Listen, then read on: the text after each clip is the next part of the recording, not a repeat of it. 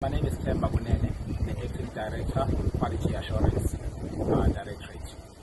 In the Directorate, we're dealing with the whole school evaluation activities, which includes the school self-evaluation.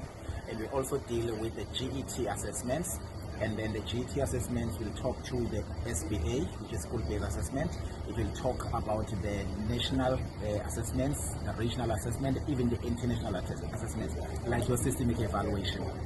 And with the workshop here, I think it's linking very well with what we do, because we are generally more about improving assessment. And already in some of the presentations here, gaps have been clarified, gaps have been identified on assessment, that our learners, particularly the intermediate phase and the what we call the senior phases, there is quite a gap, which then seem to improve at the grade 10 level. And this meeting, I'm hoping that the commissions will identify the exact problems for that and come up with the intervention strategies that will remedy the problem.